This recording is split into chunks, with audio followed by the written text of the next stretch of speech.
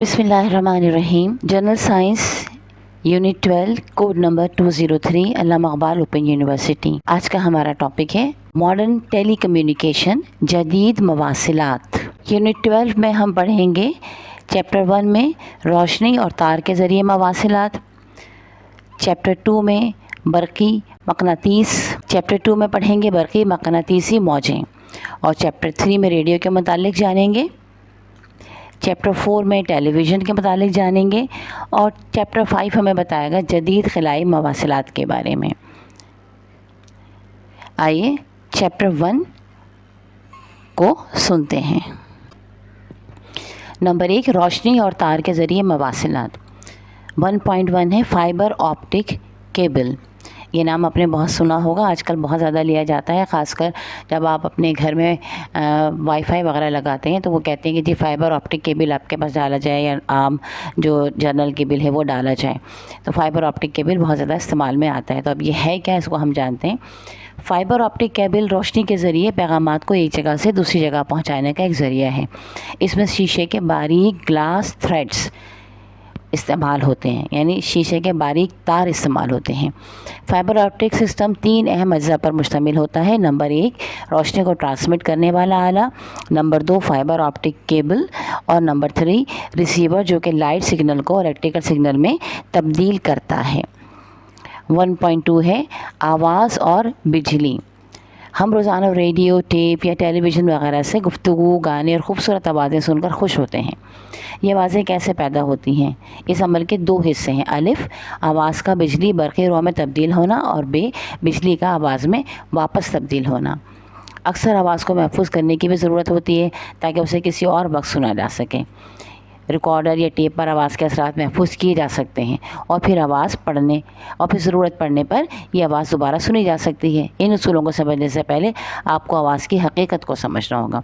जैसा कि आप ये जान लीजिए कि इस वक्त आप मेरी आवाज़ सुन रहे हैं जो कि काफ़ी पहले रिकॉर्ड हुई है, और अब आप जब आपका जी चाहेगा आप यूट्यूब चैनल पर जाएंगे और वहाँ पर आप हमारी ये वीडियो लगाएंगे, और आप इसके में तस्वीर भी देख लेंगे, अगर देख सकते हैं तो, और आवाज़ भी सुन लेंगे।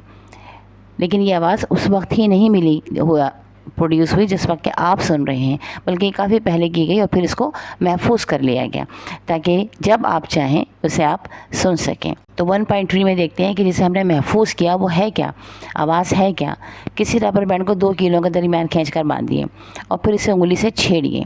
रबर बैंड तेज़ी से थरथराना, आगे पीछे हरकत करना शुरू कर देगा। इसमें से आवाज़ भी निकलेगी। इसी तेज़ थरथराहट को इर्तियाश, वाइब्रेशन, VIBRATION वाइब्रेशन कहते हैं। किसी सांस के तार को छेड़कर गौर से देखिए, वो भी इर्तियाश में नज़र आएगा। शक्ल नंबर 12.1 में तार पर आहिस्ता से उंगली रखें, इसका इर्तियाश, आवाज़ दोनों एक साथ ख़त्म हो जाएंगे। इस तरह ठोस सतह मसलन मेज़ पर चोट लगाने से या माया भी इर्तियाश में आकर आवाज़ पैदा कर सकती है, अगर अच्छे अमूमन हमें उनकी हरकत नज़र नहीं आती। दरअसल आवाज़ किसी चीज़ के इर्तियाश से पैदा होती है। आवाज़ किसी चीज़ के इर्तियाश से पैदा होती है, और ये तजुर्बा बहुत आसान है। आप अपने घर में पानी एक मग में लीजिए और हाथ ऊंचा करके, जैसे दूध वाले को आपने देखा अपने दूध को फेंटते हैं, ऊंचा करके आप दूसरे मग में डालिए। आपको पानी की गिरने की आवाज़ आपको महसूस होगी। झरनों की आवाज़ आपने सुनी है, आप कहीं जाते हैं पहाड़ी इलाके में, वहाँ पहाड़ों से पानी निकल रहा होता है, उसके गिरने की आवाज़ होती है, तो वो इर्तियाश पैदा हो रहा है, तो भी तो आवाज़ हो रही है ना। या आप कोई पियानो बजाते हैं, या छोटे बच्चों के अमूमन आपने देखा होगा खिलौने होते हैं ना, गिटार वगैरह जो बने होते हैं, बड़ों के भी होते हैं, लेकिन छोटे बच्चों के आपकी दस्तरस में होंगे, कुछ ज़्यादा लोगों की, कम लोगों की दस्तरस में बड़ी चीज़ें होंगी, लेकिन कम लोगों की दस्तरस में ये तमाम चीज़ें होंगी। तो आप उनको जो है छेड़ के देखिए, उसके तारों को आप मूव कीजिए तो आपको आवाज़ होगी। या माचिस की डिबिया पे, बचपन में हम ये करते थे, माचिस की डिबिया पे रबर बैंड लगा दिया करते थे, उसका ऊपर का कवर हटाकर, जबकि बीच में उसमें जो जगह होती है जहाँ पर कि माचिस की तीलियाँ रखी हुई होती हैं, तो उस हिस्से में हमने रबर लगा दिया। अब जब उस रबर को हम उंगली से छेड़ते हैं, हिलाते हैं, तो फिर वो एक दूसरे से टकराकर आवाज़ पैदा करते हैं। तो आवाज़ जो है वो इर्त्याश का नाम है, वाइब्रेशन का नाम है। अब देखिए, आइए देखते हैं कि आवाज़ कैसे पैदा होती है। इर्त्याश में आने वाला जिस्म आसपास की हवा को भी इर्त्याश में लाता है, यानी जब वो मूव करता है तो आसपास से उसकी हवा है वो उसको भी मुर्तइश कर देता है, उसको भी हिला देता है। हर मादी जिसकी तरह हवा भी बहुत छोटे ज़र्रात पर मुश्तमिल है, जिन्हें मॉलिक्यूल कहते हैं। अब हवा में भी मॉलिक्यूल्स मौजूद हैं, छोटे छोटे ज़र्रात मौजूद हैं। मॉलिक्यूल एक दूसरे से कुछ फासले पर होते हैं। जैसे इन्होंने एक शक्ल बताई है 12.2। नंबर 1 है अलिफ में किसी सतह के इर्तियाश से पहले सतह और उसके गिर्द हवा के मॉलिक्यूल दिखाए गए हैं। यानी अलिफ में इन्होंने ऐसा किया है कि एक लकीर खींचती है, सीधी लकीर जो कि हॉरिजॉन्टल है, ठीक है, वर्टिकल नहीं है, हॉरिजॉन्टल यानी दाएं से बाएं की जानिब जाती है। अब उसके ऊपर बहुत सारे डॉट्स बना दिए हैं, ये समझ लीजिए कि ये हवा के मॉलिक्यूल, ये हवा के ज़र्रात हैं। अब जब इस तार को आप छेड़ेंगे, खींचेंगे, तो क्या होगा, इसमें एक तो दाब होगा, एक तलतीफ़ होगा, ठीक है। यानी अपर क्रस्ट होगा, ऊपर की तरफ जाएगा, जब तार सर्कल सा बना देगा तो वो दाब कहलाएगा, और जब वो नीचे की तरफ जाएगा तो वो तलतीफ़ कहलाएगा। तो जब ऊपर की तरफ जाएगा तो उसमें बहुत सारे जो हवा के ज़र्रात हैं वो एक दूसरे के साथ टकरा कर करीब करीब हो जाएंगे। जब नीचे की तरफ आएगा तो नीचे वाले ज़र्रात एक दूसरे से टकरा कर करीब करीब हो जाएंगे, तो वो जीम वाली शक्ल बन जाएगी। तो कभी दाब ऊपर होगा और तलतीफ़ नीचे, कभी तलतीफ़ ऊपर होगी और दाब नीचे होगा, यानी कर्व। तो कर्व है वो आपका तलतीफ़ है। अगर कर्व की शक्ल नीचे की तरफ है तो वो तलतीफ़ है, अगर कर्व की तरफ ऊपर की तरफ बनी हुई है तो ऊपर वाला हिस्सा जो है वो आपका वो दाब है, ठीक है। कर्व को आपने गौर से देखना है। आप अपने हाथ को अपने सर से ऊंचा कीजिए और अपने दाएं तरफ से बाएं तरफ घुमाइए और वापस नीचे लेकर आइए। तो ये जो आपने घुमाकर ऊपर एक आर्क सी बनाई है ना, ये आपकी जो है वो दाब है, ऊंचाई की तरफ का हिस्सा, और इसके नीचे वाला हिस्सा जो है वो तलतीफ़ है। अच्छा जनाब, इसके बाद देखिए बे। इसमें कहते हैं बे में मुर्तइश सतह ऊपर उठकर हवा के मॉलिक्यूल को दबाती है, जिससे सतह के ऊपर दाब कंप्रेशन पैदा होता है, यानी वो सिकुड़ती है। करीब होने पर मॉलिक्यूल अगले मॉलिक्यूलों को धक्का दे देते हैं, जिसकी वजह से अगले मॉलिक्यूल करीब हो जाते हैं, जबकि पहले वाले अपनी असली हालत में आ जाते हैं, यानी दाब हवा में आगे बढ़ता है। यानी आप एक तरफ से जो मॉलिक्यूल को धक्का दिया वो ऊपर की तरफ चले गए, अब ऊपर वालों ने उनसे ऊपर वालों को धक्का दिया और वो उससे ऊपर चले गए, तो इस तरह एक लम्हे के लिए वो टकराए और टकराने के बाद फिर ऊपर की तरफ चले गए, तो इनकी जगह जो है वो तब्दील होती चली गई। इस तरह आपका दाब और तलतीफ़ बनता चला गया। अच्छा जनाब, करीब होने पर ये मॉलिक्यूल अगले मॉलिक्यूल को धक्का देते हैं, जिसकी वजह से अगले मॉलिक्यूल करीब हो जाते हैं, जबकि पहले वाले अपनी असली हालत में आ जाते हैं, यानी दाब हवा में आगे बढ़ता है। जीम और दाल इसी तरह सतह के दूसरी तरफ मॉलिक्यूल को एक दूसरे से दूर होते हैं, यानी इनमें तलतीफ़ रिफ्रैक्शन पैदा होती है जो हवा में आगे बढ़ती है। लिहाजा हर मुकम्मल इर्तियाश से एक मौज या लहर वेव हवा में हर तरफ फैलती है। इर्तियाश के दौरान जिस्म हज़ारों दफ़ा आगे पीछे हरकत करता है, जिससे दोनों अतराफ में मौजों का सिलसिला जारी रहता है। याद रख लीजिएगा कि एक दाब और एक तलतीफ़ दोनों मिलाकर जो है वो एक वेव बनाते हैं, यानी एक लहर बनाते हैं, और यही आवाज़ की मौजें कहलाती हैं। किसी मंबा से एक सेकंड में जारी होने वाली मौजों की तादाद उसकी फ्रीक्वेंसी कहलाती है। अब ये जो एक सेकंड में जितनी मौजें वहाँ से गुजरेंगी ये उसकी फ्रीक्वेंसी कहलाएगी, यानी कि मंबा जिस जगह से आवाज़ निकल रही है उसी तादाद पर आवाज़ की ऊँच नीच मुख्तसर है, यानी वो खासियत जिससे आप आवाज़ के सुर को पहचानते हैं। ये आवाज़ की शिद्दत या ज़ोर लाउडनेस से मुख्तलिफ होती है, जो ताद्दुद पर नहीं, यानी ताद्दुद फ्रीक्वेंसी पर नहीं है कि कितनी मरतबा वो दाब और तलतीफ़ का अमल हुआ, बल्कि इस पर मुनहसर है कि हवा के मॉलिक्यूल्स कितने करीब या दूर हो जाते हैं। वो जितने करीब होंगे उतनी आपकी आवाज़ तेज़ हो जाएगी, जितने दूर हो जाएंगे वो स्लो हो जाएगी। हम अपने कानों से तकरीबन 20 से लेकर 20,000 तादाद वाली मौजों को सुन सकते हैं। बाज़ जानवर 20,000 से ज़्यादा मौजें फ़ी सेकंड को भी सुन सकते हैं। हम 20,000 से ज़्यादा वाली तादाद को नहीं सुन सकते हैं, सिर्फ 20,000 तादाद वाली मौजों को सुन सकते हैं। इसीलिए कहा जाता है ना कि जब किसी शख्स का इंतकाल हो जाता है, उसे कब्र में डाला जाता है, तो वो एक इतनी बुलंद चीख मारता है कि जो सिर्फ फरिश्तों को सुनाई देती है और जानवरों को सुनाई देती है, इंसानों को सुनाई नहीं देती, क्योंकि वो 20,000 तादाद से 20,000 की फ्रीक्वेंसी से वो आगे निकली हुई होती है। हवा में आवाज़ की मौजें तकरीबन 330 मीटर फी सेकंड की रफ़्तार से आगे बढ़ती हैं, जबकि रोशनी के मंबे से फैलने की रफ़्तार तकरीबन 3 लाख किलोमीटर फी सेकंड है। जब आवाज़ की मौजें हमारे कानों तक पहुंचती हैं तो वो कान में बारीक बारीक पर्दे को इसी तादाद और शिद्दत से इर्तियाश में लाती हैं। असाब के ज़रिए इस इर्तियाश को इतला दिमाग को मिलती है, जो उसकी जाँच पड़ताल करके आवाज़ को पहचानने की सलाहियत रखता है। अब आ जाइए माइक्रोफोन पर 1.4। माइक्रोफोन एक ऐसा आला है जिसके ज़रिए सामने बोलने वाला गाने वाले की आवाज़ को बरक़ी रौ में तब्दील होती है। यानी हमारे सामने माइक्रोफोन रखा जाए तो हमारी आवाज़ जो है वो बरक़ी रौ में तब्दील हो जाती है, और आवाज़ की मौजें माइक्रोफोन में मौजूद एक बारीक धातीय पर्दे पर पड़कर उसे इर्तियाश में लाती हैं। पर्दे के साथ तार का लच्छा होता है जिसे आवाज़ का लच्छा कहते हैं।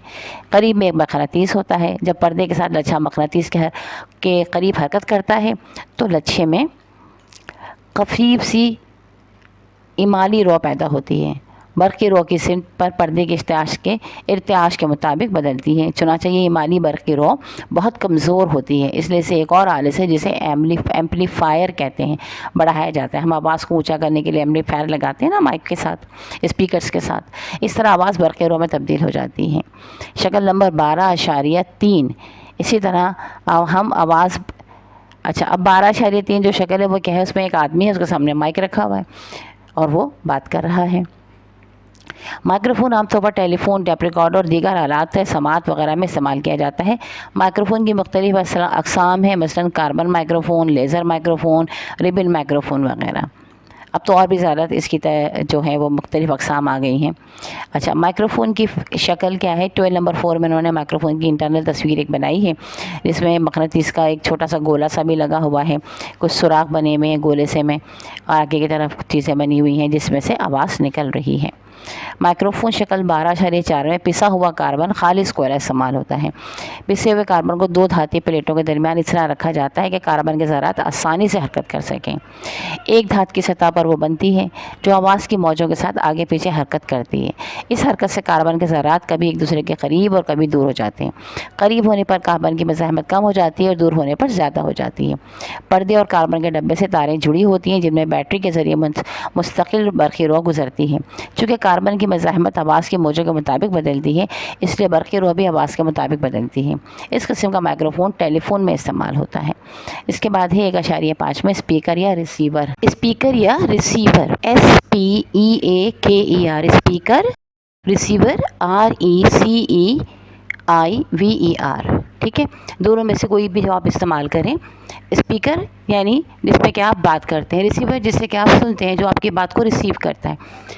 स्पीकर ऐसा आला है जिसके ज़रिए माइक्रोफोन से आने वाली बरक़ी रौ को वापस आवाज़ में तब्दील किया जाता है। ये अमल करीब मसलन किसी हॉल में लगाए गए स्पीकर में जहाँ बोलने वाले की आवाज़ सुनाई देती हो, या दूर मसलन किसी और शहर में जैसे कि टेलीफोन के रिसीवर में हो सकता है।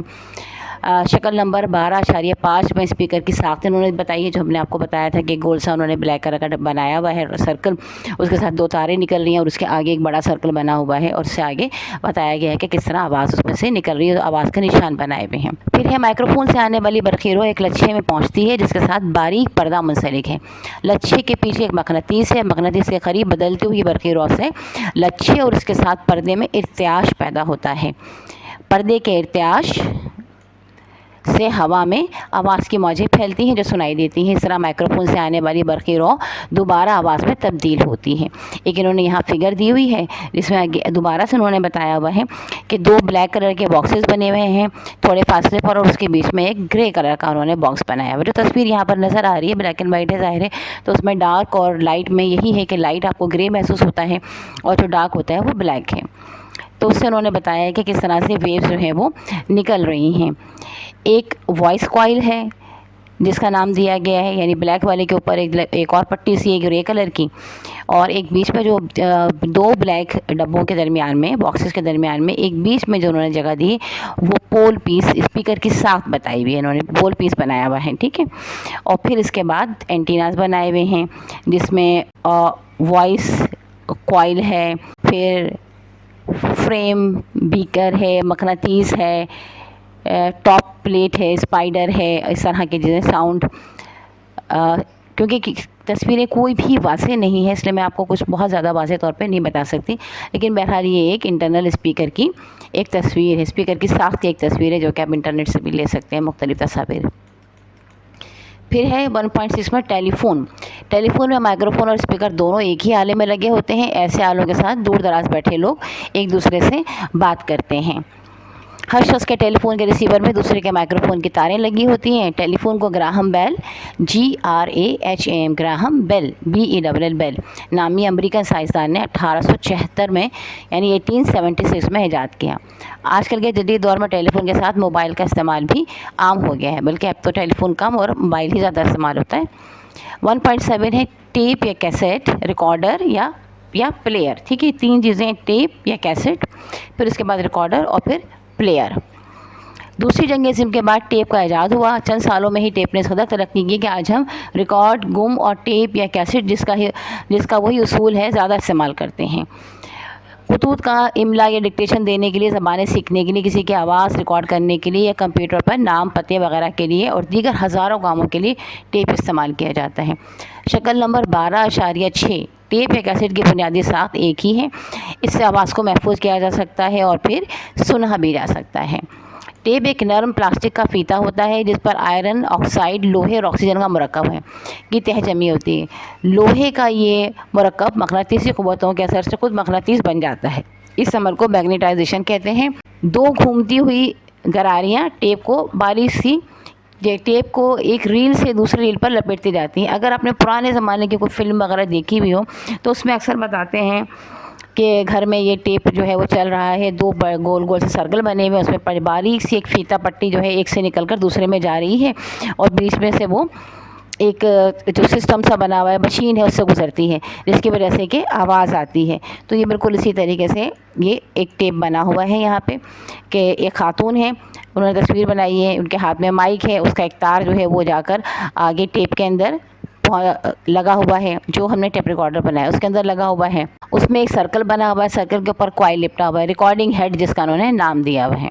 तो ज़ाहिर वो गाना गा रही हैं, बोल रही हैं, कुछ भी कर रही हैं, बात कर रही हैं, तो वो उस पर रिकॉर्ड हो रही हैं।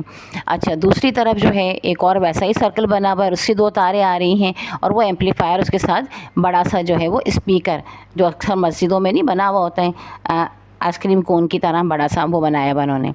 और फिर बीच में फिर इसमें इन्होंने दोनों जो आपका एम्पलीफायर है और 2 एम्पलीफायर्स हैं, उसके बराबर में एम्पलीफायर वही जो मैंने आपको बताया ना, सर्कल बना हुआ और उसके बाद तार सी लिपटी हुई नज़र आ रही है। उसके बराबर में 2 छोटी छोटी चरखियाँ बनाई हुई हैं जिसको कि टेप फैलाने वाली घरारी का नाम दिया हुआ है।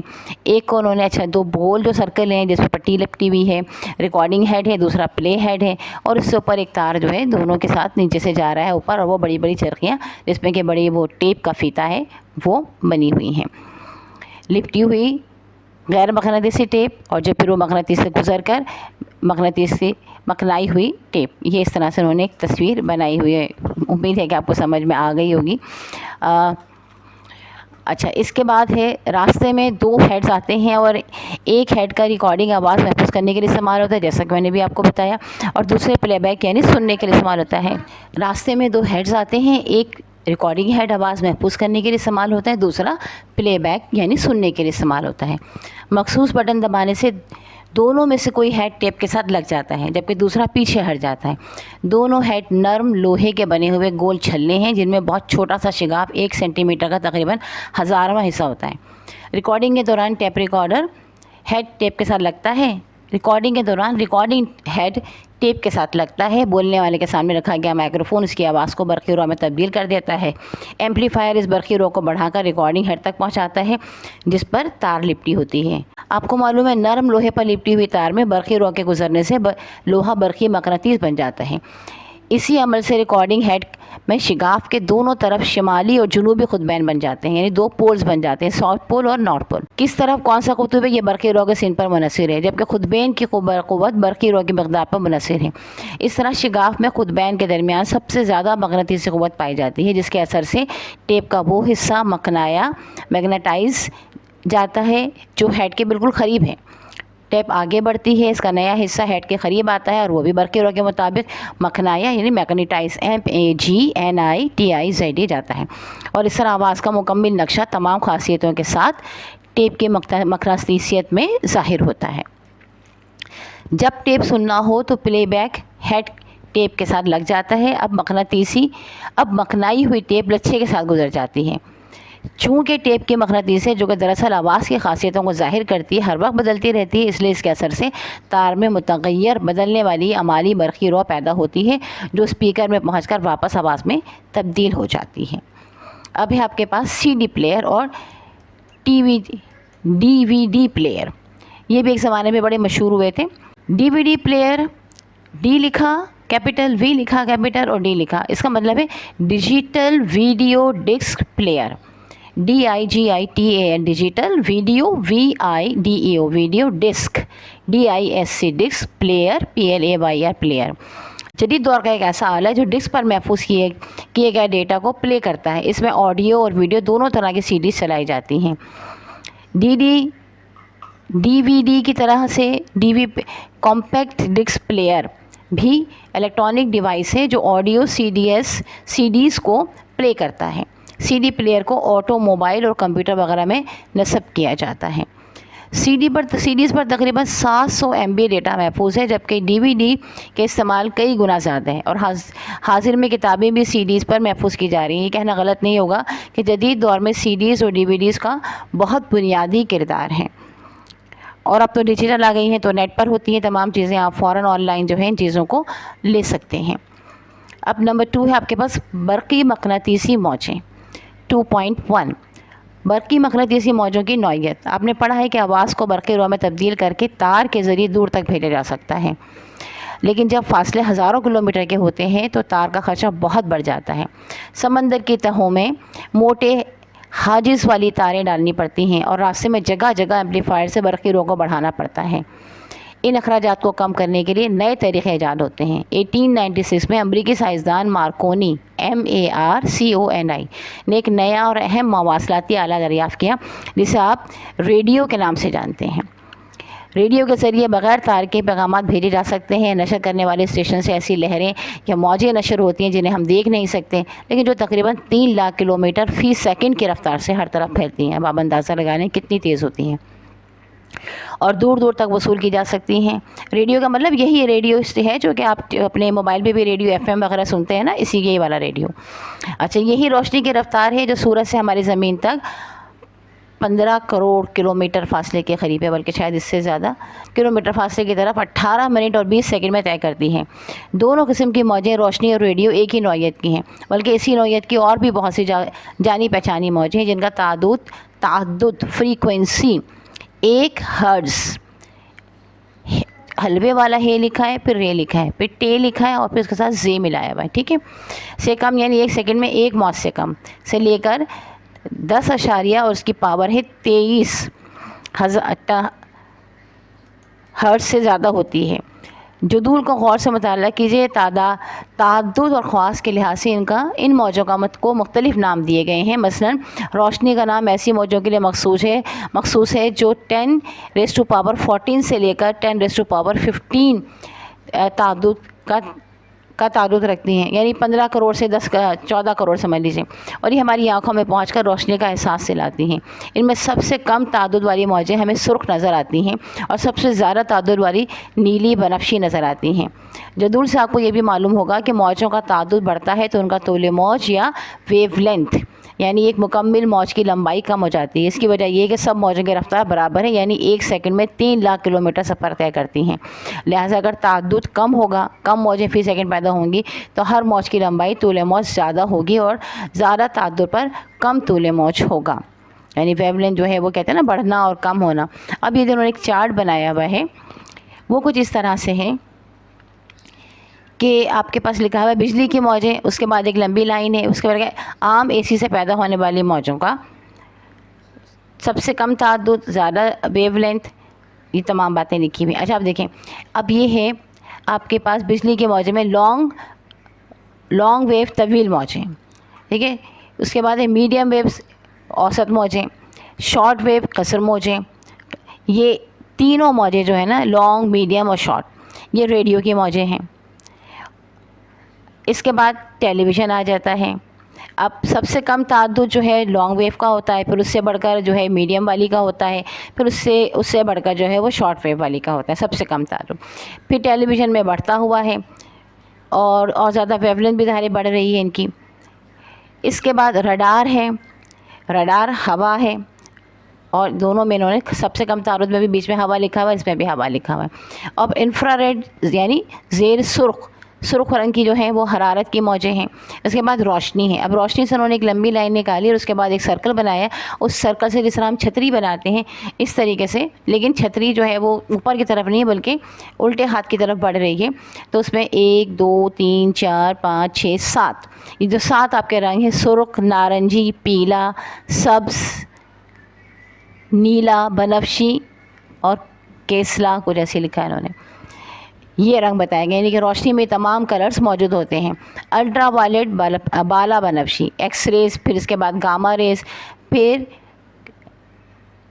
कार्बुक रेज, सबसे बड़ी ज़्यादा तादाद वाली मौजें, और ज़्यादा तादाद, कम तादाद, यहाँ इन्होंने इसी तरह एक लकीर बनाई हुई ऊपर से नीचे तक आ रही है, बढ़ता हुआ तादाद, फिर नीचे तक लाइन जा रही, ज़्यादा तादाद, और फिर एक दूसरी लाइन में एरो इसमें नीचे आ रहे हैं, एक दूसरी लाइन इसमें नीचे से एरो ऊपर जा रहे हैं, और उस पर लिखा है और ज़्यादा वेवलेंथ, और सबसे नीचे लिखा है कम वेवलेंथ, फिर इसके बाद लिखा है वेवलेंथ, फिर मौज, फिर उसके ऊपर तौल, तोए वाव लाम तौल, फिर हवा, फिर बढ़ता, फिर उसके बाद एरो। ठीक है, ये आपका मकनातीसी मौजों का बरक़ी मकनातीसी मौजों के नाम इन्होंने लिखे हुए हैं। अच्छा, इसके बाद एक और है जिसमें कि एक दाएं तरफ एक लंबी लकीर वर्टिकल, ठीक है, खड़ी लकीर खींची हुई है, और फिर थोड़े फासले पर एक बड़ी लकीर खींची हुई है, इसी तरह से खड़ी लकीर खींची हुई है। अब एक लकीर को दूसरी लकीर के साथ एक जो है उन्होंने बारीक छोटे वाले ज़िगज़ैग से मिलाया है, और एक ज़रा गोल गोल बड़ी सी वेव से मिलाया हुआ है। तो सीधे हाथ पे लिखा है इन्होंने ज़्यादा ताद्दुद, और इन वेव्स को लिखा है तौले मौज, और जो करीब करीब है उस पर लिखा है कम तौले मौज, यानी कम वेवलेंथ वाली हैं, और जिनको बड़ी बड़ी जो गोल गोल सर्कस की तरह जा रही हैं वो ज़्यादा तौले मौज लिखा हुआ है, और एक ही इसकी क़ुव्वत जो है वो बराबर की है।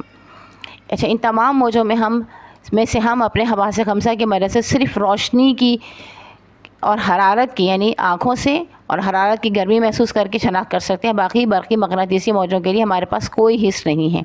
अलबत्ता इनकी शनाख्त मुख्तलिफ़ आलात से मुमकिन है। मसलन आपका रेडियो सेट रेडियो की मौजों की वसूली करके आवाज़ में तब्दील करता है। एक्सरेस की शनाख्त ख़ास फिल्म से होती है जिसे वो काला करती है। गर्ज के हमारे गिर्द हर वक्त बहुत सी शुआएँ मौजूद होती हैं जिनका हमें आमतौर पर कोई एहसास नहीं होता। यानी ऐसा नहीं है कि आप अपनी आँख से देख सकें कि ये इस टीवी ड्रामे की जो है ये मौत चल रही है, ये रेडियो के प्रोग्राम या वाले प्रोग्राम की मौत चल रही है, ये फ़ला जगह के या फ़ला बंदा किसी फ़ोन पे बात कर रहा है, ये उसकी मौत चल रही है। तो ये सब कुछ आप नहीं देख सकते, ना आप महसूस कर सकते हैं। और वरना ये होगा कि हर वक्त आपको लगेगा कह रही ये वाली मौज आके तो ना टकरा जाए मुझसे। आप सिर्फ रोशनी देख सकते हैं और हरारत महसूस कर सकते हैं। बाकी सब के लिए आपको चाहिए कि आपके पास गैजेट्स हों, आपके पास वो आलात हों जो कि इसको चेंज कर सकें। इसके बाद 2.2 है बरक़ी मक़नातीसी मौजें कैसे पैदा होती हैं। तो जिस तरह किसी मादी चीज़ के इर्तियाज से आवाज़ पैदा होती है, इसी तरह बरक़ी बारों की इर्तियाज से बरक़ी मक़नातीसी मौजें पैदा होती हैं। बरक़ी बार के गिर्द बरक़ी क़ुव्वतें होती हैं और हरकत करने वाले बरक़ी रोह के गिर्द मक़नातीसी क़ुव्वतें भी होती हैं। मुर्तइश बरक़ी बार न सिर्फ हरकत करता है बल्कि इस हरकत की तेज़ी और सिमत भी हर लम्हा बदलती रहती है। इसी सूरत में इसके गिर्द मैदान में हर लम्हे बरक़ी और मक़नातीसी क़ुव्वतें दोनों बदलती रहती हैं। ये तब्दीलियाँ मैदान में फ़ौरन नहीं बल्कि इंतहाई तेज़ी से यानी 3 लाख किलोमीटर फ़ी सेकंड की रफ़्तार से अपने मंबा बरक़ी बार से मौजों की तरफ फैलती हैं। ऐसी मौजों को हम बरक़ी मक़नातीसी मौजें कहते हैं। अब इसकी एक डेफिनेशन उन्होंने लिखी है, बॉक्स में सुन लीजिए। बरक़ी मक़नातीसी मौजों का मंबा मुर्तइश बारों में पाया जाता है। ये मौजें बदलती हुई बरक़ी और मक़नातीसी क़ुव्वतों पर मुश्तमिल हैं। इनका ताद्दुद बरक़ी बारों के इर्तियाज के ताद्दुद के बराबर है। इनकी रफ़्तार 3 लाख किलोमीटर फ़ी सेकंड है जो कि रोशनी की रफ़्तार है। मुर्तइश बरक़ी बार कहाँ पाए जाते हैं? आप जानते हैं कि मादे में मस्बित और मनफी दोनों बार पाए जाते हैं। ख़ास हालात में उनके इर्तियाज से बरक़ी मक़नातीसी मौजें पैदा होती हैं। मसलन जलती हुई अशिया से रोशनी और हरारत दोनों खारिज होती है। साइंसदानों ने बरक़ी रोह के इर्तियाज से बरक़ी मक़नातीसी मौजें पैदा करनी सीखी हैं। हर ऐसी रो मुर्तइश बरक़ी बारों पर मुश्तमिल होती है, लिहाजा ऐसी बरक़ी मक़नातीस मौजों का मंबा है। मसलन घरेलू बरक़ी 50 हर्ट्ज़ की बरक़ी मक़नातीसी मौजें पैदा करती है। जदूल में इनका ज़िक्र बिजली की मौजों के तहत आता है। इनकी तादाद बहुत कम है। ان کا تعدد بہت کم ہے، یعنی فریکوینسی بہت کم ہے۔ ریڈیو ٹیلی ویژن کی موجوں کا تعدد اس سے بہت زیادہ ہے، انہیں ایک خاص آلے سے پیدا کیا جاتا ہے، جیسے اوسیلیٹر، OCILLATOR، اوسیلیٹر کہتے ہیں۔ اوسیلیٹر میں برقی رو ایک سیکنڈ میں کئی ارب یا کھرب بار اپنی سمت بدلتی ہیں اور اس طرح اعلیٰ تعدد کی موجیں پیدا ہوتی ہیں۔ 2.3 ہے برقی مقناطیسی موجوں کا استعمال۔ پچھلے 100 سالوں میں بجلی کی موجوں سے لے کر حرارت کی موجوں تک ہر تعدد کی موجوں کو پیدا کرنا اور دور کے فاصلوں پر ان کی شناخت کرنا ممکن ہو گیا ہے، اور ان کے ذریعے مختلف معلومات حاصل کرنا اور پیغامات وصول کرنا بھی ممکن ہے۔ انسانی حجم کے اندر تشخیص کے لیے ایکس ریز کا استعمال سے آپ شاید واقف ہوں۔ آج کل برقی مقناطیسی موجوں کے ذریعے بعض قسم کے آپریشن بغیر چیر پھاڑ کے بھی ممکن ہیں، اور مختلف تعدد کی موجوں زیر سرخ بالا نفشی مائکروویو سے بعض بیماریوں کے علاج ہوتے ہیں۔ بیرون ملک ٹیلی گراف اور ٹیلی فون بھی برقی مقناطیسی موجوں کے ذریعے ہوتے ہیں۔ ریڈیو، ٹیلی ویژن، واکی ٹاکی، چلتے پھرتے بے تار کی بات چیت سب مقناطیسی موجوں کے ذریعے ہوتی ہیں۔ اس کے علاوہ ہوائی اور فوجی اڈوں پر جہازوں پر رڈار لگانا ہوتا ہے، جس سے پائلٹوں کی رہنمائی اور دشمن طیارے کی شناخت ہو سکتی ہے۔ برقی مقناطیسی موجوں کی مصنوعی سیاروں سے منعکس کر کے یا وصول کر کے وسائل آبی و معدنی کی دریافت، موسم کی پیشین گوئیاں، دوسرے سیاروں کی معلومات حاصل ہو سکتی ہیں، اور اب خلائی جنگوں کے ذرائع بھی دریافت ہوئے ہیں۔ یہاں تک کہ برقی مقناطیسی موجوں کے استعمال نے جدید دور میں کئی قانونی اور اخلاقی مسئلے پیدا کر دیے ہیں۔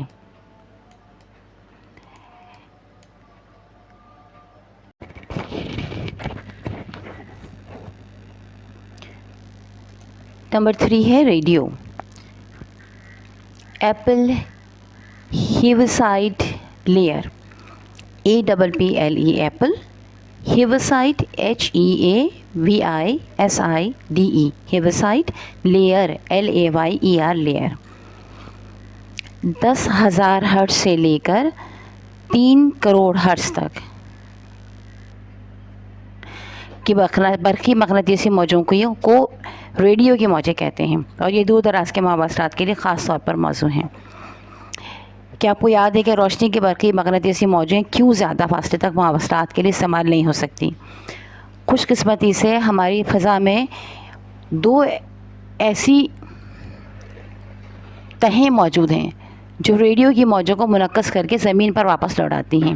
یہ تقریباً 90 سے 120 کلومیٹر تک ہیویسائڈ تہ اور 150 سے لے کر 300 کلومیٹر تک ایپل تہ کے نام سے مشہور ہیں۔ ان میں موجود برقی ذرات ان موجوں کو واپس لوٹا دیتے ہیں۔ اس طرح یہ موجیں بجائے خلا میں گم ہونے کے زمین کی سطح اور تہوں کے درمیان حرکت کرتی ہیں۔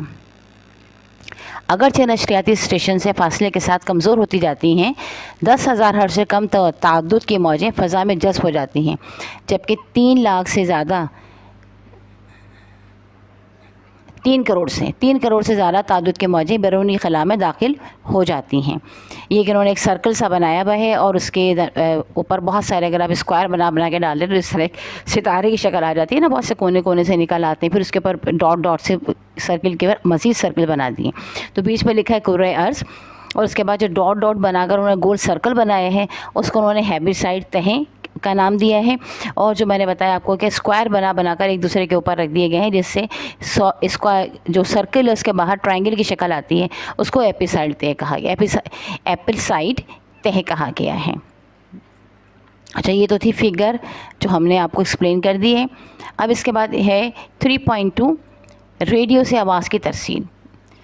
اس میں بھی ایک تصویر بنی ہوئی ہے، 12.7 شکل نمبر ریڈیو اینٹینا بنا ہوا ہے۔ اکثر باہر آپ لوگوں نے دیکھا ہوگا لوہے کی بہت اونچی جالے کی طرح کی ایک مینار سا بنا ہوتا ہے، جو کہ ریڈیو اینٹینا کہلاتا ہے۔ اچھا، نشریاتی اسٹیشن پر اوسیلیٹر کو طاقتور برقی رو سے چلایا جاتا ہے۔ اوسیلیٹر کے ساتھ ایک موصل جسم کو اونچی جگہ پر لگایا جاتا ہے، اسے اینٹینا اینٹینا کہتے ہیں۔ اوسیلیٹر کے ساتھ اینٹینا کے الیکٹران ارتعاش میں آتے ہیں، اور یوں اسٹیشن سے مخصوص تعدد فریکوینسی کی موجیں نشر ہوتی ہیں۔ ان موجوں کو حامل موج یا کیریئر CARRIER کیریئر ویوز کہتے ہیں۔ بولنے والے کی آواز مائکروفون کے ذریعے برقی رو میں تبدیل کی جاتی ہے۔ آواز کی موجوں کی طول موج ریڈیو کی طول موج سے بہت زیادہ ہے، یعنی مائکروفون سے آنے والی برقی رو اور اوسیلیٹر میں برقی رو کو یوں تصور کیا جاتا ہے جیسے شکل انہوں نے بتائی ہے کہ جو اوسیلیٹر کی برقی رو ہے اس کے انہوں نے بہت قریب جو ہے وہ زگ زیگ سا بنایا ہوا ہے، ویوز بنائی ہوئی ہیں، جبکہ آواز کی برقی رو مائکرو فون سے انہوں نے بہت بڑا سا جو ہے وہ ایک گول سا سرکل اوپر سے نیچے کی طرف جا رہا ہے، لہر جا رہی ہے بڑی سی۔ اب اگر مائکرو فون سے آنے والی برقی رو سے اوسیلیٹر کو چلایا جائے تو اس کے نتیجے میں حامل موج شکل 12.9 دکھائے ہوئے انداز میں بدل جائے گی۔ اس عمل کو amplitude modulation AMPLITUD amplitude modulation MODULATION modulation یا AM کہتے ہیں۔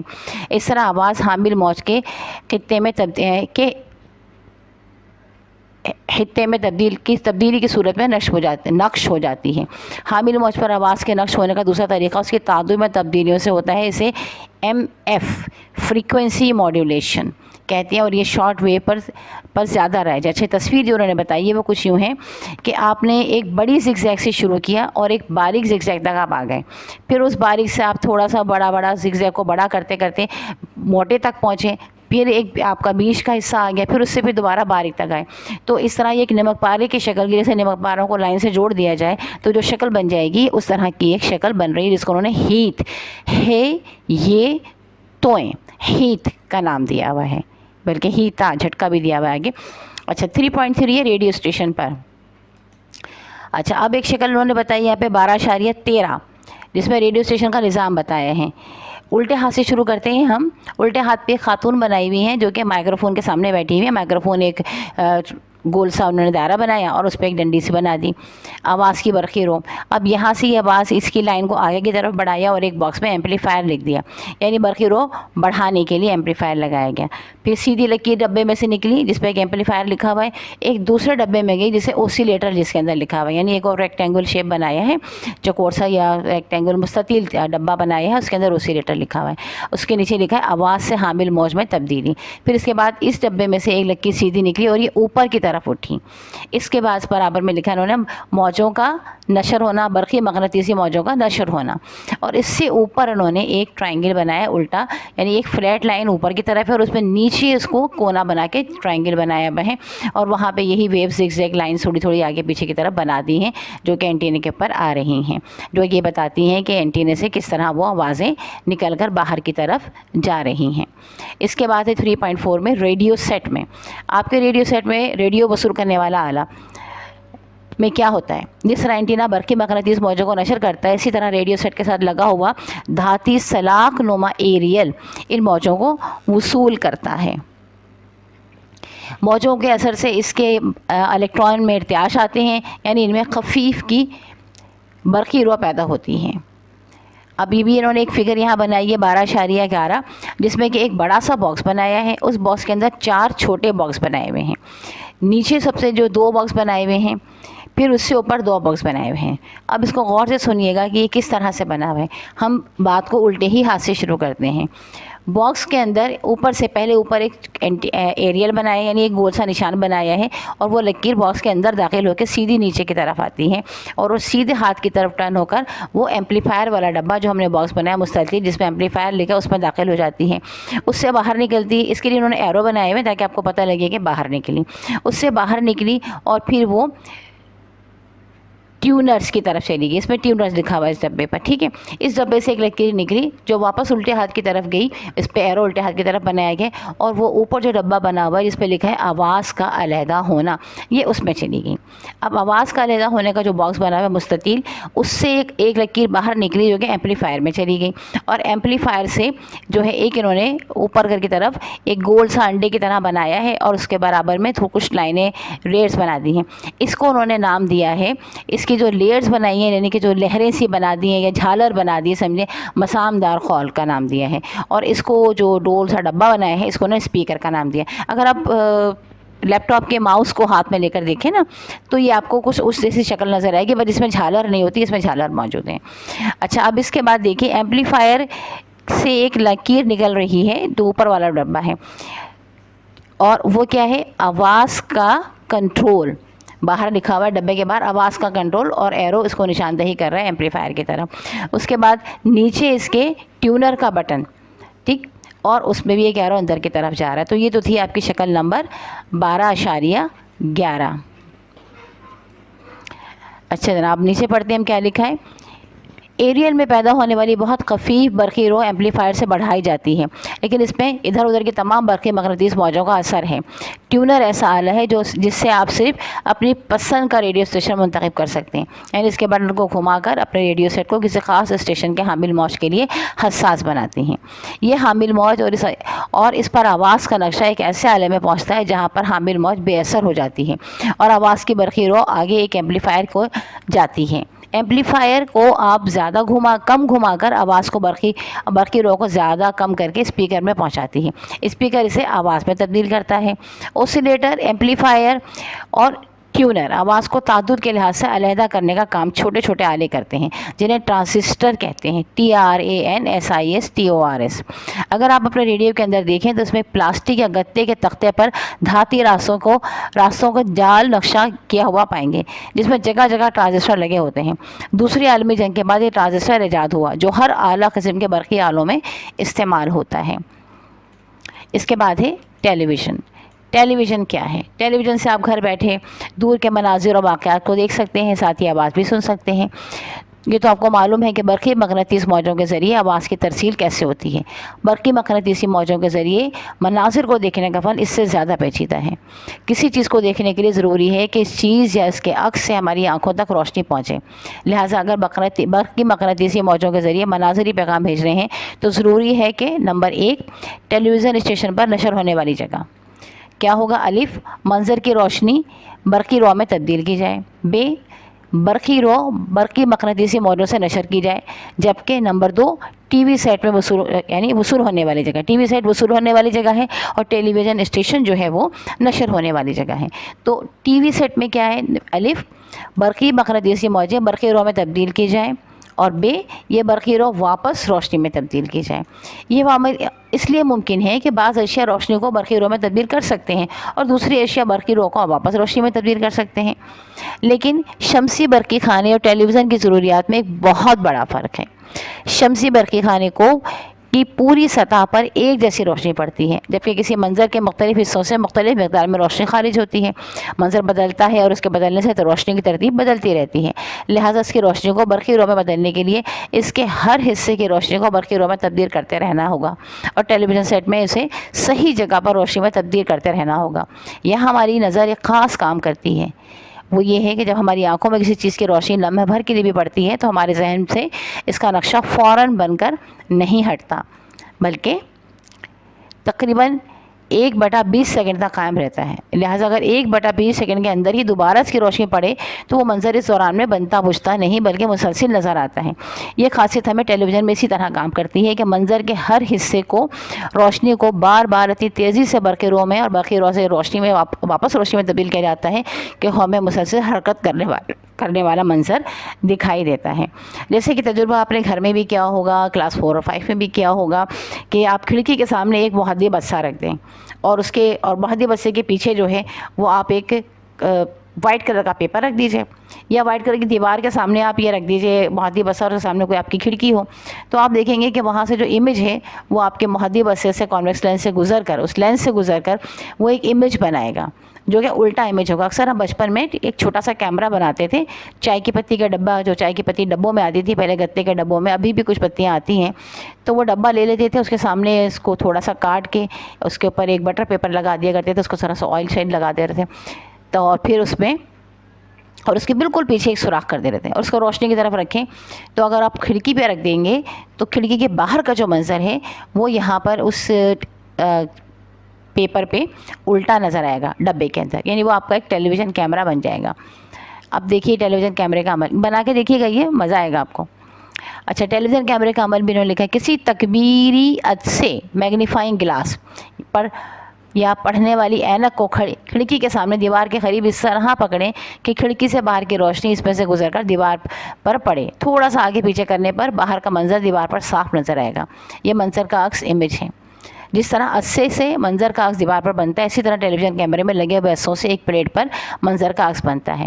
یہ روشنی کے لیے حساس ہے کیونکہ اس پر ایسا مسالہ لگا ہوتا ہے جو روشنی پڑنے سے فوراً باردار چارج ہو جاتا ہے. پلیٹ پر مسالے کی یکساں تہ نہیں ہوتی ہے بلکہ پچکاری کی طرح مسالہ لاکھوں چھوٹے چھوٹے علیحدہ دانوں میں بٹا ہوتا ہے۔ جب پلیٹ پر روشنی پڑتی ہے تو ہر دانہ الگ سے اس پر پڑنے والی روشنی کے مطابق باردار ہوتا ہے۔ اب کیمرے کی دوسری طرف سے ایک منبع سے الیکٹران منفی باردار ذرات کی ایک باریک سی دھار یا شعاع تیزی سے پلیٹ کی طرف پچھلی سطح پر سفر کرتی ہے اور باری باری ہر ذرے سے برقی رو کو اٹھاتی جاتی ہے۔ الیکٹران کی شعاع خود برقی رو سے جو ہر دانے کے برقی بار کو اٹھا کر اس پر روشنی کے مطابق تبدیل ہو جاتی ہے۔ پلیٹ سے منعکس ہو کر یہ برقی رو ایک مثبت باردار پلیٹ کی طرف کھینچ جاتی ہے۔ پلیٹ باردار کا مطلب سمجھ گئے نا آپ، چارج والی۔ یہاں سے وہ ایمپلیفائر میں بڑھتی جاتی ہے اور پھر اوسیلیٹر میں برقی مقناطیسی موجوں میں تبدیل ہو کر نشر ہو جاتی ہے۔ یہ سمجھنا ضروری ہے کہ الیکٹران شعاع پلیٹ کے پچھلی سطح پر ساکن نہیں رہتی بلکہ بہت تیزی سے خاص ترتیب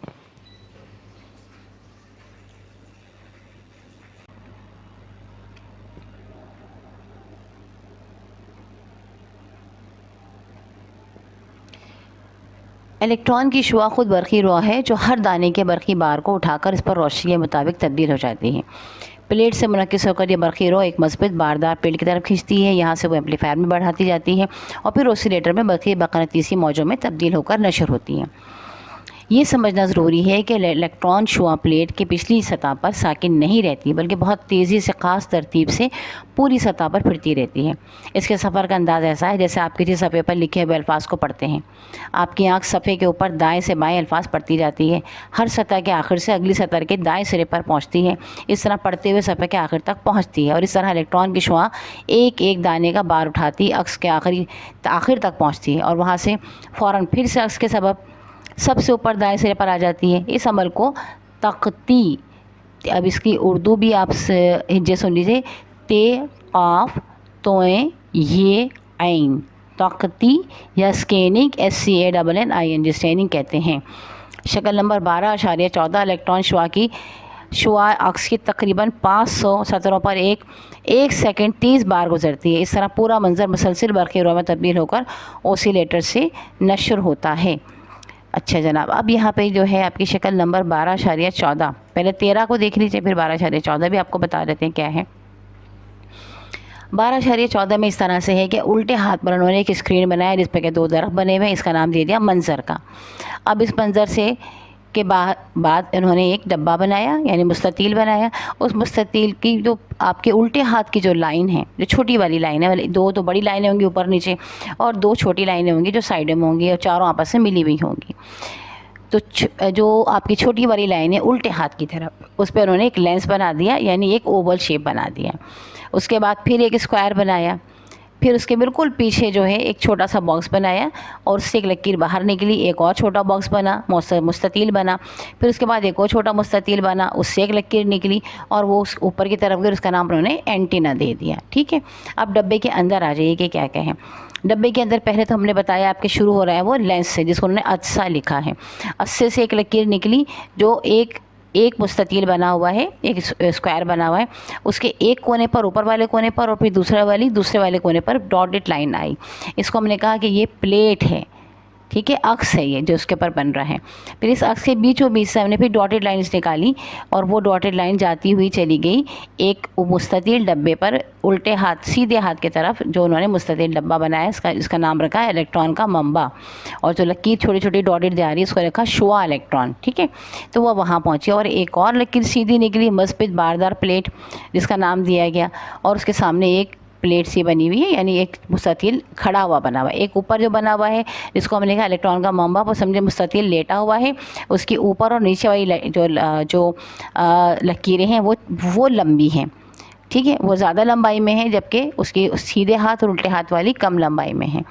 اور اب جو دوسرا جو ہم بتا رہے ہیں جسے ہم مثبت باردار پلیٹ بتا رہے ہیں، وہ کھڑا ہے یعنی اس کی الٹے اور سیدھے ہاتھ والی لکیریں لمبی ہیں اور اوپر اور نیچے والی چھوٹی ہیں۔ ٹھیک ہے، تو یہ شکل نمبر 12.13 ہے۔ 12.14 ایک بہت سمپل سی تصویر ہے کہ جس میں کہ انہوں نے ایک چوکور باکس بنایا ہے، اس باکس کے اندر بہت ساری لائنیں، جیسے کہ آپ کاپی کی لائنیں بنا لیں کہ جیسے، اور اس پہ کچھ اندر بیچ میں ڈاٹ ڈاٹ سے ڈال دیں کہ جیسے کہ کچھ لکھا ہوا ہو، اور ایک کونے سے انہوں نے ایک دائرہ بناتے ہوئے اس کو لے جا کر نیچے کونے سے لے جا کر اوپر والے کونے تک، نیچے الٹے ہاتھ کے کونے سے لے کر سیدھے ہاتھ کے کونے تک وہ دائرے کو ملا دیا ہے. یہ انہوں کو کہا کہ یہ جناب یہ اسکیننگ کا عمل ہے. ٹھیک ہے. اس کے بعد ہے ٹیلی ویژن نشریات کی ٹیلی ویژن سیٹ میں وصولی. ٹیلی ویژن سیٹ میں منظر کاغذ دوبارہ کیسے بنتا ہے؟ شکل نمبر 12.15 دیکھیے. ٹیلی ویژن کا ایریل کسی اونچی جگہ پر لگا ہوتا ہے. ٹیلی ویژن کی برقی مغناطیسی موجے سے ٹکرا کر اس کے الیکٹران کو ارتعاش میں لاتی ہیں. اس برقی رو کو ایمپلیفائر پر بڑھا کر ایک دھاتی پلیٹ کو پہنچاتا ہے. پیچھے ایک منبع سا الیکٹران کی باریک دھار نکل کر پلیٹ کے قریب سے گزرتی ہے. پلیٹ پر برقی رو الیکٹران شعاع پر اثر کرتی ہے، یعنی برقی رو کے مطابق شعاع میں کمی بیشی واقع ہوتی ہی رہتی ہے. یہ دھار ایک شیشے کی اسکرین پر پڑتی ہے جس کے اندرونی سطح پر ایسے مسالہ زنک سلفائڈ دانے دار طے ہوتی ہے کہ جب کسی دانے پر الیکٹران پڑتے ہیں تو روشنی خارج کرتا ہے اور چمک اٹھتا ہے. اس کی چمک شعاع میں الیکٹران کی تعداد کے مطابق ہوتی ہے. اب چونکہ الیکٹران یعنی شعاع خود روشنی کی برقی رو سے متاثر ہے، اسی طرح اسکرین پر سفر کرتی ہے جیسے ٹیلی ویژن کیمرے میں، لہٰذا اسکرین کا ہر دانہ اسی ترتیب و شدت سے چمک اٹھتا ہے جیسے اصل منظر چمکتا ہے. تیز رفتار الیکٹران شعاع ہر دانے پر 1 سیکنڈ میں 30 بار پڑھ کر اسے چمکاتی ہے تاکہ ذہن سے عکس کا احساس مٹنے نہ پائے، تصور قائم رہے. اچھا، ابھی جو تصویر ہے اسے ہم آپ کو سمجھا دیتے ہیں. ایک لمبی سی لکیر الٹے ہاتھ پر کھینچی اور اس کے اوپر انہوں نے اس کو اینٹینا کا نام دے دیا اور اس پہ وہی جو ہم نے کہا تھا زگ زیگ سی لائنز، دو ایک الٹے ہاتھ کی طرف، ایک سیدھے ہاتھ کی طرف اور ایک بیچ میں بنا دیجیے. اب یہ لائن نیچے کی طرف آئی اور پرانے زمانے کا اگر آپ کے پاس ٹی وی ہو جس کا پیچھے بڑا سا پیٹ نکلا ہوا ہوتا تھا تو اس کی شکل اپنے ذہن میں رکھ لیجیے. تو اس کے پچھلے والے حصے سے انہوں نے اس تار کو اندر داخل کیا جو کہ اینٹینے کی تار گئی ہے. اب اس ڈبے کے اندر انہوں نے ایک چھوٹا سا ڈبہ بنایا جس کو کہ ایمپلیفائر کا نام دیا گیا ہے. اس کو الیکٹران کا منبع بھی یہاں پر موجود ہے، الیکٹرانک کی شعائیں یہاں پر آ رہی ہیں. دھاتی پلیٹ آگے کی طرف چھوٹی سی ایک ڈارک کلر کی بنا دی گئی ہے اور پھر یہ ایمپلیفائر جو ہے یہاں سے روشنی نکل کر سامنے جو آپ کے بڑا سا اسکرین ہے ٹی وی کو، اگر آپ دیکھیں پرانا ٹی وی کوئی آپ کو مل جائے، کسی کباڑیا وغیرہ کے پاس مل جائے گا کیونکہ اب تو آپ کے پاس LED ہوتا ہے. وہ اسکرین جو ہے فلیٹ اسکرینز ہوتی ہیں نا، اب یہ اس طرح کی نہیں ہوتی ہے کہ فلیٹ اسکرین کو بھی اگر آپ غور سے دیکھیں تو آپ دیکھیں گا کہ بالکل فلیٹ نہیں ہوتی، پیچھے تھوڑی سی نکلی ہوئی ہوتی ہے، ہلکی سی 1-2 انچ نکلی ہوئی ہوتی ہے. یہ تو خیر 2-3 بالش نکلا ہوتا تھا پرانے زمانے کا ٹی وی، لیکن وہ ذرا 1-2 انچ بہرحال باہر کی طرف ریزڈ ہوتی ہے. شکل وہی ہے، بس اس کو چپٹا کر دیا گیا ہے. ٹھیک ہے، تو یہ آپ کا ٹی وی بن جائے گا جس سے کہ آپ شیشے کی اسکرین پہ سے آپ ٹی وی دیکھتے ہیں. تو الحمدللہ یہ آلموسٹ آپ کا کمپلیٹ ہو رہا ہے چیپٹر. اس کے بعد ہے جدید خلائی موصولات. کیونکہ بہت تھوڑا سا رہ گیا تو کرچے کے ہی لمبا ہو رہا ہے لیکن ہم اسے کنٹینیو کر لیتے ہیں. جدید خلائی مواصلات میں کیا ہے؟ 5.1 پہ ہے پس منظر. زمین سے دور خلا کے بارے میں معلومات حاصل کرنے کا شوق انسان کو ہمیشہ سے رہا. 17ویں صدی میں دوربین کی ایجاد سے پہلے آسمان کا مطالعہ صرف آنکھوں سے ہو سکتا تھا. دوربین سے دور کے اجسام قریب نظر آنے لگے. پھر ایسے آلات بھی ایجاد ہوئے جو ستاروں سے آنے والی روشنی کے رنگوں کا تجزیہ کر کے ان پر موجود عناصر کی شناخت کر سکتے ہیں. اجسام میں فلکی روشنی کے علاوہ دیگر برقی مقناطیسی موجیں بھی خارج کرتے ہیں جن کو ریڈیو دوربین یعنی ریڈیو ٹیلیسکوپ سے جمع کر کے ان کا منبع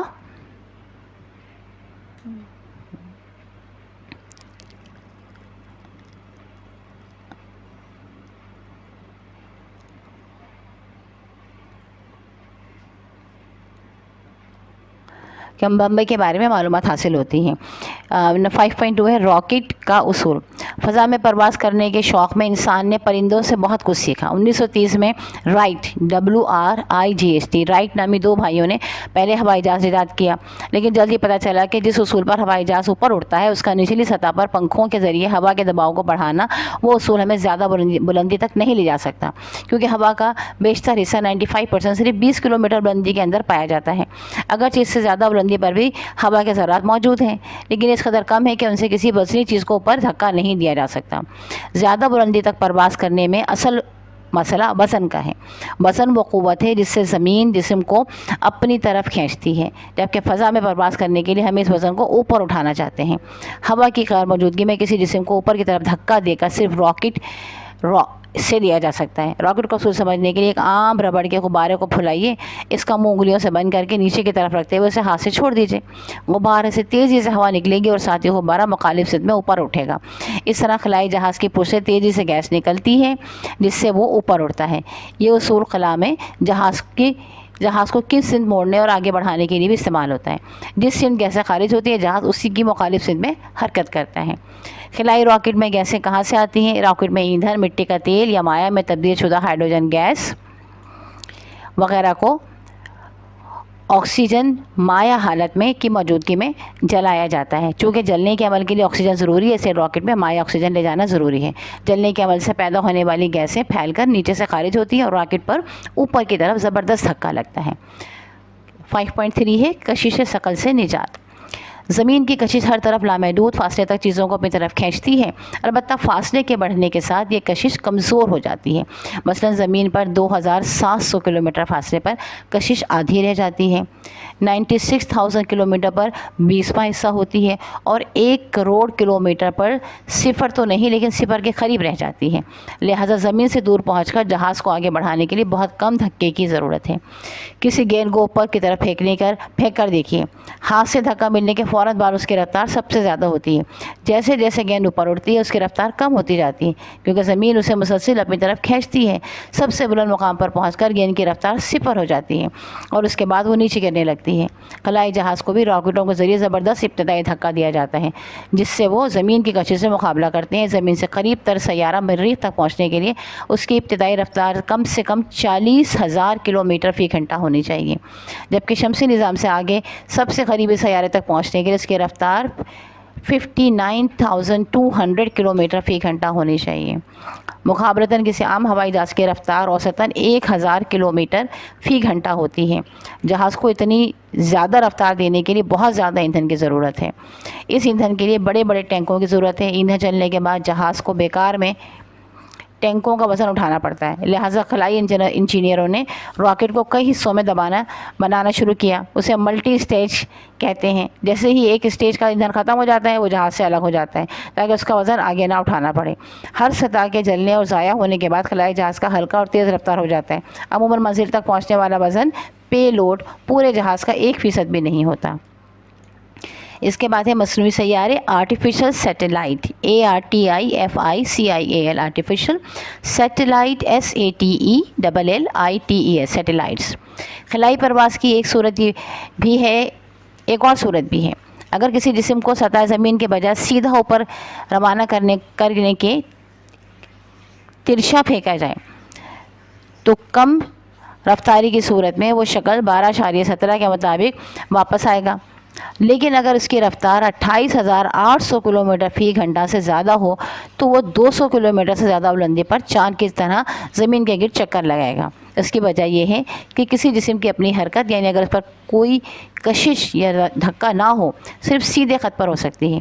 لہٰذا جب جسم اپنے سب سے بلند مقام پر پہنچ کر واپس مڑنے لگتا ہے تو اس کی اپنی رفتار شکل 12.7 ٹوٹے ہوئے خط کے مطابق سیدھی ہی ہوتی ہے لیکن ساتھ ہی زمین کی کششوں سے تھوڑا سا اپنی طرف کھینچتی ہے. اس کے نتیجے میں جسم دائرے میں یا بیضوی مواد میں حرکت کرنے لگتا ہے. قدرتی سیارے سورج کے گرد اسی وجہ سے چکر لگاتے ہیں. خلائی جہاز کی اپنی رفتار جتنی زیادہ ہوتی ہے اس قدر زمین سے کم اندر کھینچتی ہے اور راکٹ زیادہ بلندی پر گردش کرتا ہے. زمین کے گردش کرنے والے خلائی راکٹ کو مصنوعی ارضی سیارہ آرٹیفیشل ارتھ سیٹلائٹ کہتے ہیں.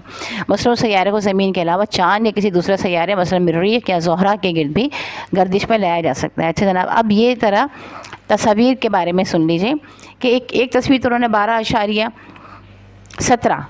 میں ایک سیدھے ہاتھ پہ ایک تصویر بنائی ہے جس میں کہ ایک انہوں نے سمجھ لیجیے کہ پہاڑی کی طرح کرو بنا دیا اور اس کے اوپر بہت سارے کروز بنا دیے ہیں.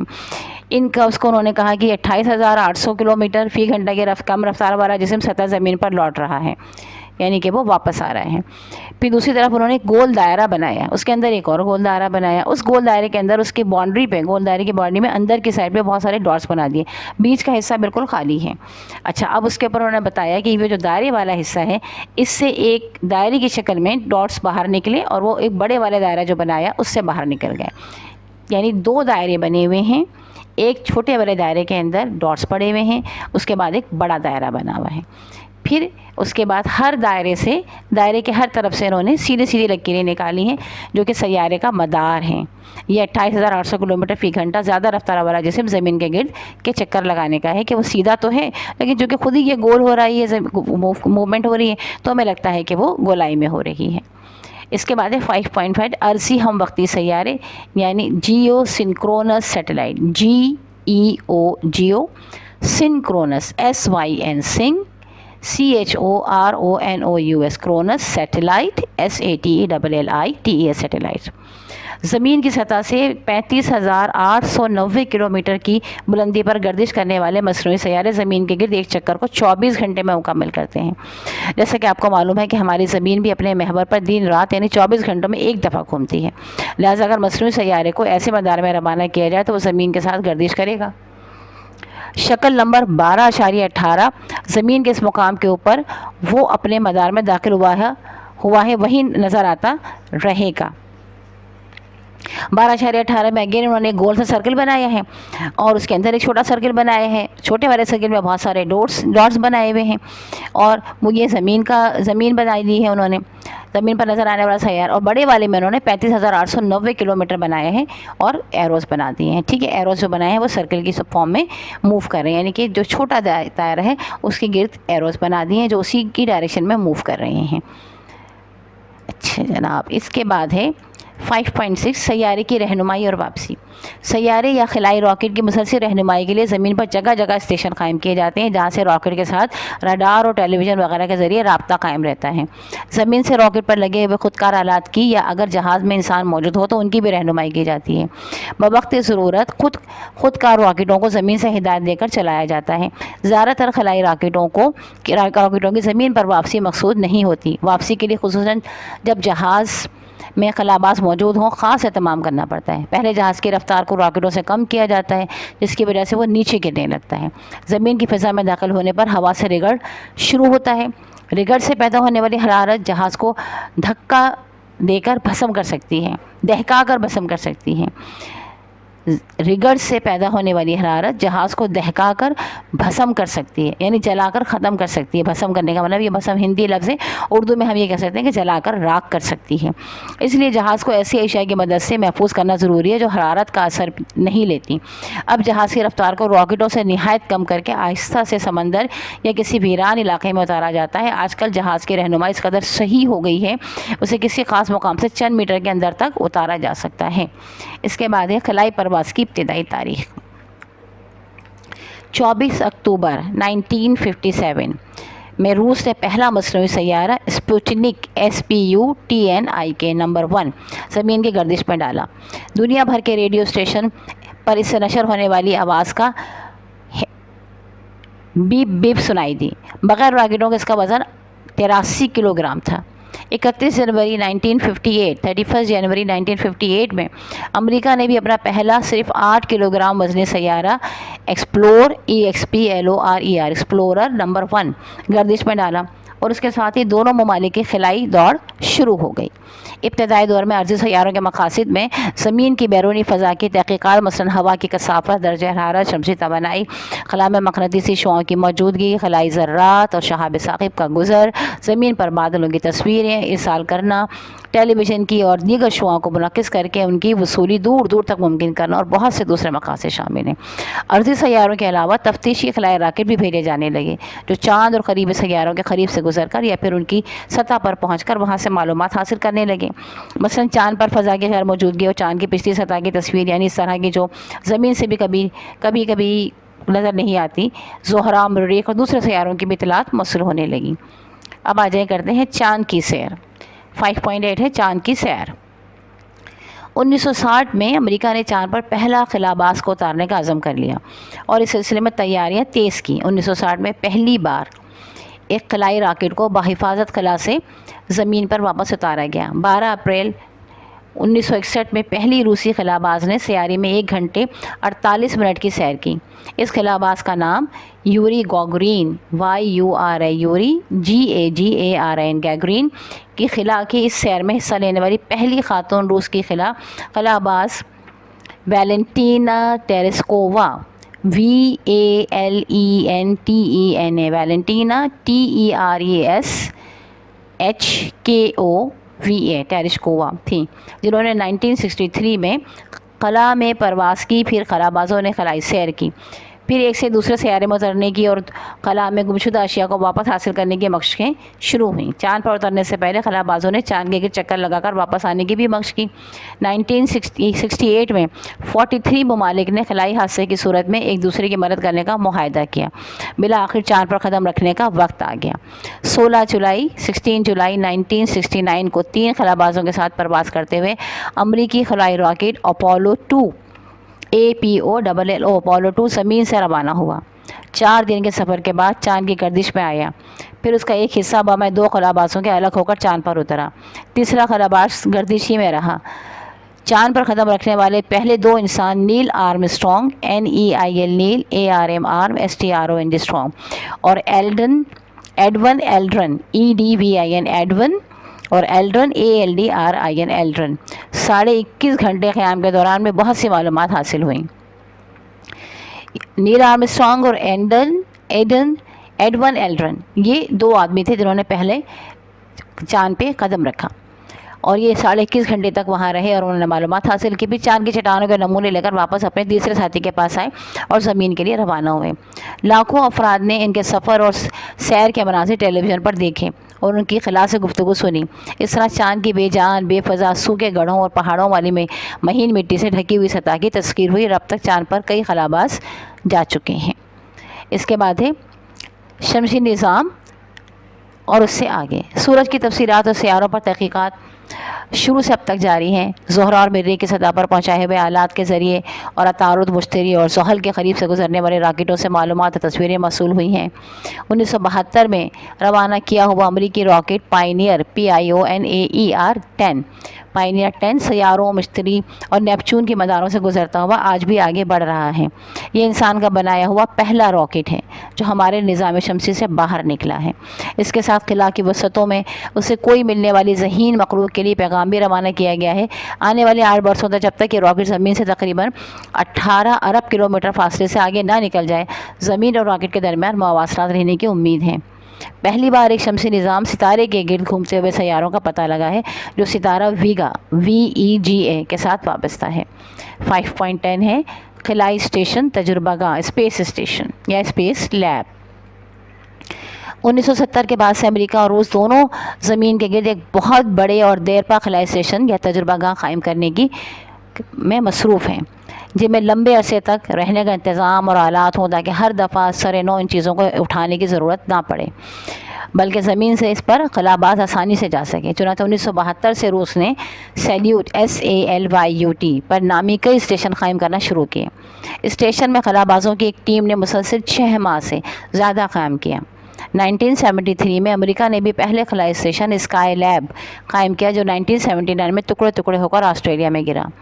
1981 میں امریکہ نے اپنا پہلا کولمبیا نامی خلائی شٹل عرضی گردش میں روانہ کیا۔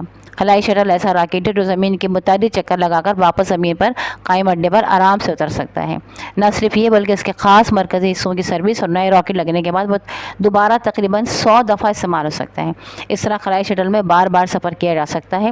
شٹل کے ساتھ چھوٹے عرضی سیارے بھی مدار میں روانہ کیے جا سکتے ہیں۔ امید کی جاتی ہے کہ شٹل سے خلائی سفر میں سہولت پیدا ہوگی، لیکن 1986 میں امریکی شٹل کولمبیا کئی کامیاب پروازوں کے بعد فنی خرابی کے باعث 7 افراد کے ساتھ جل گیا۔ 1995 میں اٹلانٹس کو رشین خلائی اسٹیشن MIR کے ساتھ منسلک کیا گیا۔ اس طرح یہ خلائی اسٹیشن میر کے ساتھ 1998 تک منسلک رہا۔ پروگرام کے مطابق 26 جولائی 2005 کو خلائی شٹل ڈسکوری کو خلا میں مشین پر بھیجا گیا اور اس طرح تحقیق جاری رہی۔ 5.11 ہے پاک سیٹ۔ اس میں سب چیزیں دیکھیں، لیٹر کیپٹل ہے PAKSAT میں نے آپ کو دہرا دیا ہے۔ تقریباً 1 دہائی سے دنیا کے غریب ممالک بھی خلائی مواصلات بالخصوص عرضی ہم وقت سیاروں میں دلچسپی لے رہے ہیں۔ مثلا بھارت، انڈونیشیا اور دیگر ممالک نے اپنے ہم وقتی سیارے ترقیاتہ ممالک کی مدد سے مداروں میں بھیجے ہیں۔ پاکستان نے بھی ہم وقتی سیارہ جس کا نام پاک سیٹ مدار میں بھیجا ہوا ہے، جس کے ذریعے تعلیم اور دوسری سائنسی ضروریات کو پورا کیا جا رہا ہے۔ اس کے علاوہ 20 سے زیادہ طاقتور سیارے بنانے کی کوشش ہو رہی ہے جو مستقبل میں اس پاک سیٹ کی جگہ لے گا۔ اب ہے 5.12 خلا اور انسان۔ ज़मीन سے پرواز کے وقت جب راکٹوں کو سب سے زیادہ دھکا لگتا ہے تو انسانی جسم کو شدید قسم کے جھٹکے محسوس ہوتے ہیں۔ کسی گاڑی پہ بیٹھ کر آپ نے محسوس کیا ہوگا کہ جب گاڑی کی رفتار ایک دم تیز جاتی ہے تو آپ پیچھے کی طرف گرنے لگتے ہیں، اور جب زور سے بریک لگتی ہے تو آپ آگے کو گرنے لگتے ہیں۔ دونوں اثرات راکٹ میں شدت سے محسوس ہوتے ہیں۔ جسم کا خون نیچے یا اوپر کھنچ جاتا ہے اور اعضاء بہت زیادہ وزنی لگتے ہیں۔ ان قوتوں کے اثرات سے بچنے کے لیے خلاباز سیٹ پر سیٹ بیلٹ باندھ لیتا ہے۔ جب راکٹ کی رفتار یکساں ہو جاتی ہے تو خلاباز کو اس کی حرکت قطعی محسوس نہیں ہوتی۔ راکٹ کی حرکت صرف اسی وقت محسوس ہوتی ہے جب خلاباز کھڑکی سے باہر دیکھتا ہے۔ جب راکٹ میں زمین یا کسی سیارے کی گردش پہ آتا ہے تو راکٹ اور خلاباز پر تمام قوتیں توازن میں آ جاتی ہیں۔ چونکہ وزن دراصل زمین کی کشش کا نتیجہ ہے، اس لیے اب راکٹ اور اس میں تمام اشیاء بے وزن ہو جاتی ہیں۔ اس بے وزنی کی حالت میں خلاباز کے پاؤں زمین پر نہیں ٹکتے اور نہ ہی وہ معمول کی طرح چل پھر سکتا ہے، بلکہ اسے جہاز میں لگے ہوئے کھوٹے پکڑ کر چلنا پڑتا ہے۔ پانی نیچے کی طرف نہیں گرتا اور نہ ہی اسے معمول کی طرح پیا جا سکتا ہے وغیرہ۔ لہٰذا خلاباز کو چلنے پھرنے اور اپنے کام کرنے کے لیے تربیت لینی پڑتی ہے۔ وہ ہفتوں اور مہینوں تک تنگ جگہ میں اکیلے یا صرف چند ساتھیوں کے ساتھ رہتا اور کام کرتا ہے، جس سے وہ ذہنی دباؤ میں بھی آتا ہے۔ تقریباً 40% خلابازوں کو پرواز کرنے سے پہلے چند دنوں میں متلی اور الٹیوں کی بھی شکایت ہوتی ہے۔ زندہ رہنے کے لیے آکسیجن ضروری ہے جو خلا میں موجود نہیں ہے، لہٰذا راکٹ میں آکسیجن مہیا کرنا اور کاربن ڈائی آکسائڈ کا اخراج ضروری ہے۔ جہاز سے باہر نکل کر خلائی سوٹ پہننا پڑتا ہے جس میں آکسیجن وغیرہ مناسب دباؤ پر رکھی جاتی ہے۔ خون اور دل کی حرکت پر خلائی سفر کے اثرات بھی زیر تحقیق ہے تاکہ آئندہ کے لیے لمبے خلائی سفر کی تیاری ہو سکے۔ جدید دور میں مصنوعی طیاروں کے انسانی معاشرے پر اثرات کے کئی پہلو ہیں۔ ایک طرف نئے تجربے کیے جا رہے ہیں، مثلا مکمل خلا اور بے وزنی کی صورت میں اشیاء کے درمیان بعض ایسے کیمیائی تعامل واقع ہوتے ہیں جو زمین پر ممکن نہیں ہیں۔ اس طرح سے نئے مرکبات تیار ہو رہے ہیں۔ دوسری طرف آپ آسٹریلیا یا انگلینڈ میں کھیلے جانے والے کرکٹ میچ کو ٹیلی ویژن پر دیکھ سکتے ہیں جو سیارے سے منعکس ہو کر آپ تک پہنچتا ہے۔ کئی ممالک کے ذریعے سے تعلیم کو عام کر رہے ہیں۔ سیاروں پر لگے ہوئے حساس آلات سے زیر زمین وسائل کی دریافت کی جا رہی ہے اور ان سے کسی ملک کی تنصیبات کا بھی پتہ لگایا جا سکتا ہے، جس کے باعث کم ترقی یافتہ ممالک کو بہت سے خدشات پیدا ہو گئے ہیں۔ اس کے علاوہ سیاروں کے ذریعے جدید قسم کی جنگ ممکن ہو گئی ہے جس کو اسٹار وارز کا نام دیا جاتا ہے۔ سیاروں سے باریک لیکن بہت طاقتور مقناطیسی شعاعیں دشمن کے پھینکے ہوئے میزائل اور بموں کو نشانے پر پہنچنے سے پہلے تباہ کر سکتی ہیں۔ ان کی رفتار 3 لاکھ میٹر فی سیکنڈ ہے جو ہر دوسری طرف سے زیادہ ہے۔ ایسی شعاعیں مصنوعی سیاروں سے دنیا کے ہر مقام پر پہنچ سکتی ہیں۔ الحمدللہ یہ آپ کا یونٹ 11 بھی کمپلیٹ ہو گیا ہے۔ اب انشاءاللہ تعالی اس کے بعد آپ ویکلی خود آزمائی کے جوابات انشاءاللہ تعالی پوری کوشش ہوگی کہ آپ کو ملتے رہیں۔ اللہ تعالیٰ آپ کو کامیابی عطا فرمائے۔ ہماری اس کوشش کو اگر آپ کو یہ پسند آتی ہے تو اسے ضرور لائک کیجیے گا اور اپنے دوستوں تک پہنچائیے گا۔ اسے صدقہ جاریہ سمجھ کر اپنے دوستوں تک پہنچائیے تاکہ وہ لوگ جو کہ بصارت سے محروم ہیں، جو پڑھ نہیں سکتے ہیں، اسے سن کر اپنی تعلیم کو جاری رکھ سکیں۔ اللہ تعالیٰ آپ کو نیک عمل میں ہمارا ساتھ دینے کی توفیق عطا فرمائے۔ آمین ثم آمین۔